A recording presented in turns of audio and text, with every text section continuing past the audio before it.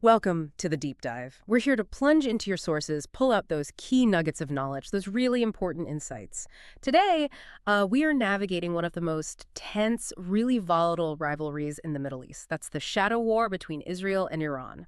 Our mission, simple, give you a clear-eyed understanding of this whole complex situation. We're talking its deep roots, how it's evolved into something, well, pretty unconventional, and its global implications, which are huge.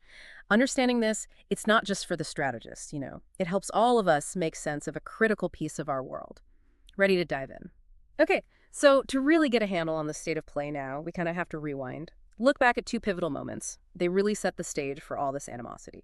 First, you've got Israel, founded in 1948, a nation that from the start saw itself as basically surrounded by hostile neighbors. Security was and is paramount. Then on the other side, Iran, a huge shift there, from a key U.S. ally under the Shah A really dramatic shift. to an anti-Western Islamic republic after the '79 revolution. Completely different trajectory. Right. And what's often maybe not fully appreciated is how that ideological change under Ayatollah Khomeini wasn't just internal politics. It completely reshaped their foreign policy, their whole security thinking. Iran's new leadership, they openly called for Israel's destruction. The language was stark, Zionist enemy. And Israel's perspective? Well, at the same time, Israel started seeing Iran's developing nuclear ambitions as, frankly, an existential threat. Nothing less. So you have this really stark ideological clash combined with Israel's very real security concerns. That's what sowed the seeds, basically pre-programmed this rivalry for confrontation. Yeah. Okay, so that ideological bedrock is laid, deep animosity. How did that then translate into actual actions? Especially thinking about the 2000s when Iran started developing its nuclear tech, they insisted, of course, it was for peaceful energy. But Israel and much of the world, A lot of skepticism there. yeah, deeply suspicious. The fear was nuclear Iran would just catastrophically destabilize the whole region. And it's right here, really, that the conflict enters this covert phase.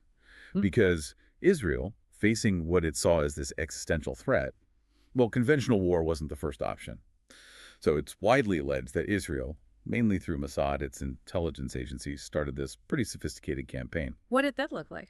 Well, we're talking alleged sabotage operations inside Iranian nuclear facilities. Think cyber attack Stuxnet is the famous one, right? Designed to damage centrifuges. And also targeted assassinations of key Iranian scientists. The goal seemed clear. Slow down, delay Iran's nuclear program without triggering, a full-blown war. A strategy of disruption. Exactly.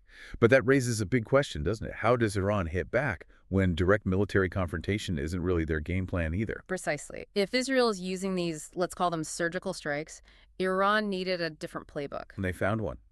They activated and really empowered a network of proxies. The proxy strategy. That's really Iran's masterstroke, if you want to call it that, in this shadow war. This reliance on non-state actors. They've strategically poured money and weapons into groups like Hezbollah in Lebanon, various militias across Syria, Iraq. So it's about projecting power indirectly. Exactly.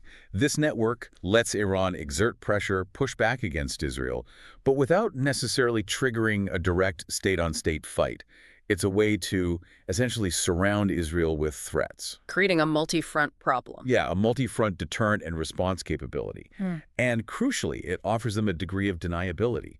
It makes the whole operational environment incredibly murky, very unique. And that reliance on proxies plus the covert ops we talked about, that's what really defines this war in the shadows, isn't it? Like you said, it's not tanks rolling across borders. No, not at all. It's this constant, often hidden exchange, cyber attacks, drone strikes you might not hear about immediately, occasional air raids, assassinations.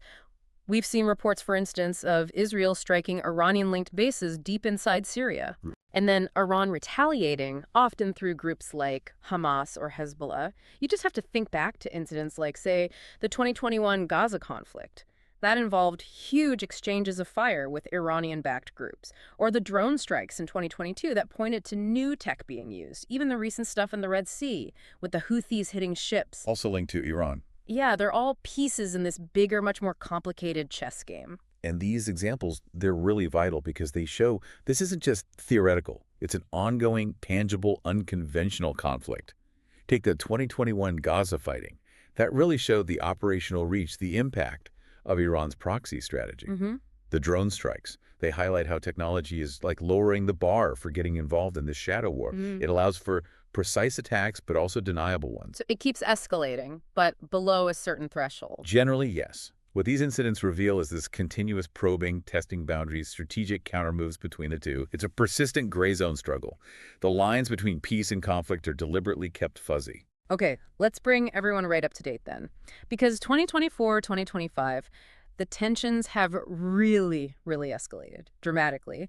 It seemed to kick off, or at least intensify, after a particularly deadly attack inside Israel, which Tel Aviv blames squarely on Iranian proxies. Right, that was a major flashpoint. And Israel's response was, well, different this time, faster, more direct. We saw significant airstrikes in Syria, targeting Iranian assets, and even public threats about taking action inside Iran itself. A definite shift in rhetoric and action. But it's not just one side pushing. Iran, meanwhile, has reportedly significantly ramped up its uranium enrichment. Getting closer to weapons-grade levels. Exactly, shortening that breakout time. And in the eyes of Israel and the West, too, that's seen as deliberately crossing red lines.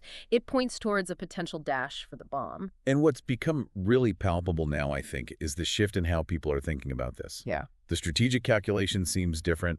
The fear has moved beyond just anticipating, conflict. These contain skirmishes towards the very real possibility of a full-scale direct war. State-on-state war. Yes, and that raises huge questions for regional stability.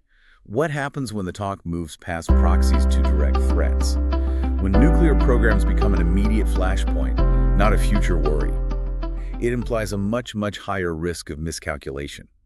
A local spark could genuinely ignite something enormous, pulling in other regional players, maybe even global powers, in ways we can't fully predict. Which brings us neatly to the world's role, because this isn't just happening in a vacuum, is it? Not at all. It's absolutely playing out on a geopolitical chessboard now.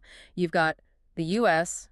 firmly backing Israel, military aid, diplomatic support, the works. A decades-long alliance. And then on the other side, Russia and China. They're supporting Iran, maybe to varying degrees, but offering diplomatic cover, trade, even military tech sometimes. And the really profound implication here is how these global alliances just transform this regional fight into something much bigger. It's a global concern now. It's not just regional anymore. No, it's a geopolitical fault line.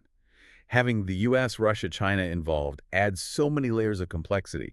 It makes de-escalation incredibly difficult. These alliances mean any misstep, any serious escalation between Israel and Iran could have these cascading effects way beyond the Middle East.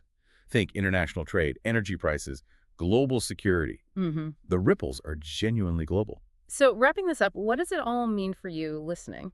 Well, Israel and Iran are locked in this incredibly dangerous stance. It's been going on for decades. It's driven by, well, deep ideological hatred, fundamental issues of national survival, and this relentless competition for influence in the region. And the world watches very closely, because everyone knows the sparks from the shadow war could ignite something much, much bigger and far more devastating. So maybe the thought to leave people with is this.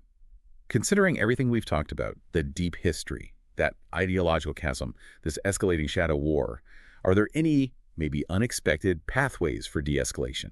Or, looking at it another way, what further challenges, perhaps ones we haven't even focused on today, loom for the international community as it tries to navigate this really persistent, incredibly complex rivalry?